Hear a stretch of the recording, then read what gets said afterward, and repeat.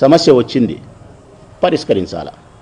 తల్లివి, పెద్దదానివి, ఇద్దరిని కూర్చోబెట్టి అరసాల. జగన్ పక్క న్యాయం ఉంది. షర్మిలమ్మ ఆడపిల్ల ఆశపడుతుంది.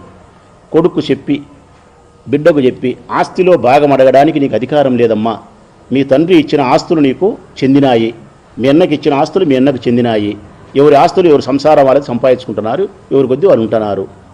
ఒకవేళ నీకు ఏదన్నా ఆశ ఆడపిల్ల ఉంటే నాకు ఇది కావాలన్నా అడిగితే మీ అన్న నీకు ఇస్తాడు, అంతే తప్ప హక్కుగా అధికారపూర్వకంగా అడగకూడదు అని ఆ బిడ్డకు చెప్పాలా?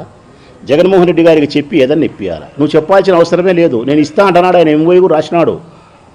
మీరు బజారుకిడ్చి రచ్చకిడ్చి కొట్లాడి ఆయన శత్రువైన కాంగ్రెస్ పార్టీలోకి పోయి చంద్రబాబు నాయుడు ఇంటికి ఉప్పందించి ఇవన్నీ చేస్తే యాగన్నకైనా ప్రేమ ఉంటుంది తల్లి. రైట్. ప్రజలారా మీరు గమనించండి, ప్రతి సందర్భంలోనూ విజయమ్మ గారు, ఇది చాలా ముఖ్యమైన పాయింట్, ప్రజలు గమనించమని కోరుతాను నేను. ప్రతి సందర్భంలోనూ విజయమ్మ గారు బయటకు వచ్చి ప్రతి సందర్భంలోనూ అప్పుడొకసారి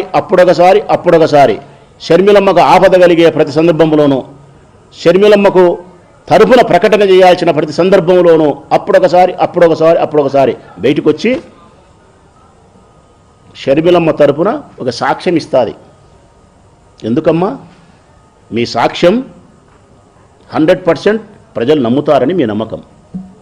రాజశేఖర రెడ్డి భార్యగా విజయమ్మ గారిని ఈ రాష్ట్ర ప్రజలందరూ తల్లిగా ఓన్ చేసుకున్నారు. మా అమ్మ అని ఓన్ చేసుకున్నారు.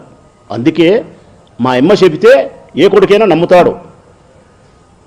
ఈ రాష్ట్రంలో నువ్వు చెబితే ఎవరైనా నమ్ముతారనే ఒకే ఒక అభిప్రాయంతో షర్మిలమ్మను కాపాడడానికి అప్పుడొకసారి బయటకు వచ్చి నువ్వు కాపాడుతున్నావు. మొదటిసారి నీ కొడుకును జైల్లో పెట్టిన కాంగ్రెస్ పార్టీతో షర్మిలమ్మ పార్టీలోకి పోయేటప్పుడు నువ్వు నిరోధించాల్సిన అవసరం, నివారించాల్సిన బాధ్యత లేదమ్మా? మీ భర్త గారైనటువంటి స్వర్గీయ రాజశేఖర రెడ్డి గారు మరణిస్తే వారి మరణం తట్టుకోలేక గుండె నిలబడిపోయి మరణించిన వారి యొక్క కుటుంబాలను ఓదార్చడానికి నీ కుమారుడు జగన్మోహన్ రెడ్డి గారు ఓదార్పు యాత్ర చేస్తానంటే అంగీకరించని సోనియా గాంధీ తప్పుడు కేసు పెట్టి నీ కొడుకును 16 నెలల కాలం పాటు జైల్లో పెట్టినటువంటి సోనియా గాంధీ కాంగ్రెస్ పార్టీ, అట్టి పార్టీలేకి నీ బిడ్డ పోతా ఉంటే నువ్వు మందలిచ్చినావా? నివారించినావా? పోయినావు. పోయిన తర్వాత 2024లో కాంగ్రెస్ పార్టీ తరఫున పోటీ చేస్తే కడప ఎంపీగా, మరొకవైపు నీ కుమారుడు నిలబెట్టిన అభ్యర్థులు ఇక్కడ పోటీ చేస్తూ ఉంటే రాష్ట్ర వ్యాప్తంగా అమెరికా నుంచి ప్రకటన చేసినావు తల్లి నువ్వు.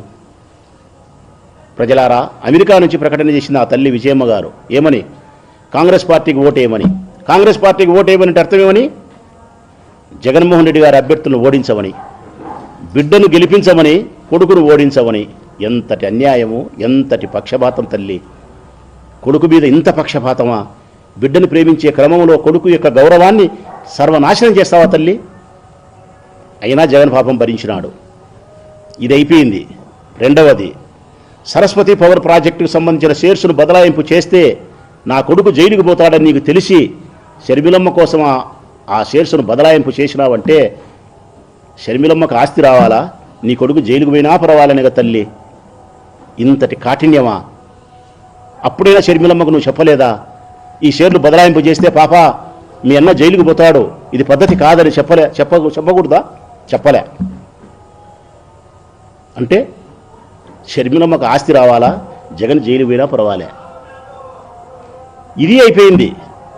నిన్న నేను జగన్ అన్న అనే పదానికే కలంకమని చెప్పి మాట్లాడితే మాకు బాధ కలిగి నిన్నొచ్చి నేను మాట్లాడితే వాస్తవ సత్యాలు తెలుగు ప్రజలందరికీ నేను చెప్పితే ఎక్కడ నీ కూతురు యొక్క గౌరవం దెబ్బతింటుందో, ఎక్కడ నీ కూతురు యొక్క వాదనను ప్రజలు పసిగట్టారో అని చెప్పి ఆమె వాదన నిలబెట్టే దానికోసం నీ కొడుకును పూర్తి అన్యాయస్తులు చేయడానికి సిద్ధపడి మళ్ళీ ఇది ఇస్తావా తల్లి? నువ్వు ఈ ప్రకటన ఇస్తావా?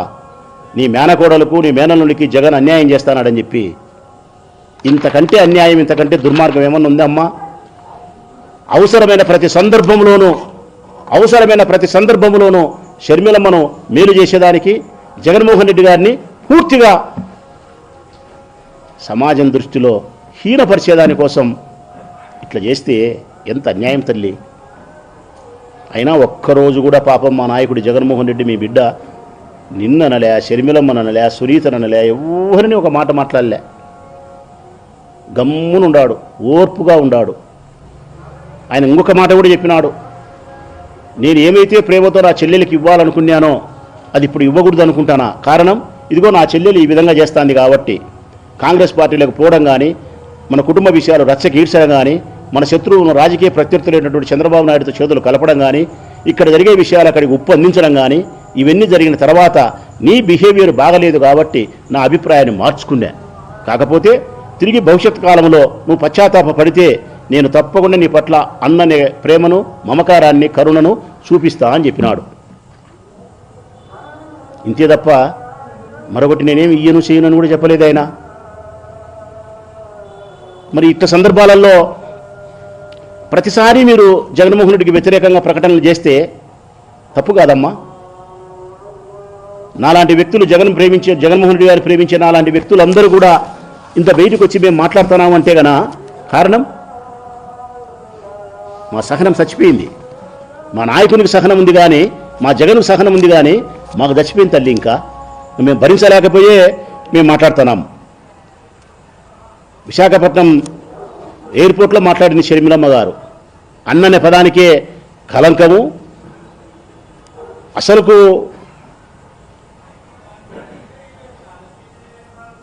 ఇలాంటి అన్న ఉంటే శత్రువులు కూడా అవసరం లేదంట. జగన్ లాంటి అన్న ఉంటే శత్రువులు కూడా అవసరం లేదంట. రాష్ట్రమంతా ఏమంటున్నారు తల్లి తెలుసునా? అందరు తల్లులు ఇలాంటి కొడుకు నా గర్భాన జన్మించలేదే అంటున్నారు తల్లి. జగన్ లాంటి కొడుకు నా కడుపున పుట్టలేదే అంటున్నారు అమ్మలందరూ.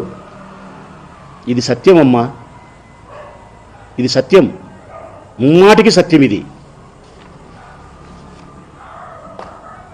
ఇప్పటికైనా నేను ప్రశ్నించేది ఒకటే, షర్మిలమ్మ గారిని, విజయమ్మ గారిని, మీరు సమాజ ధర్మం ప్రకారం పోదామనుకుంటే తండ్రి ఆస్తిలో భాగం ఇచ్చినాడు, అయిపోయింది.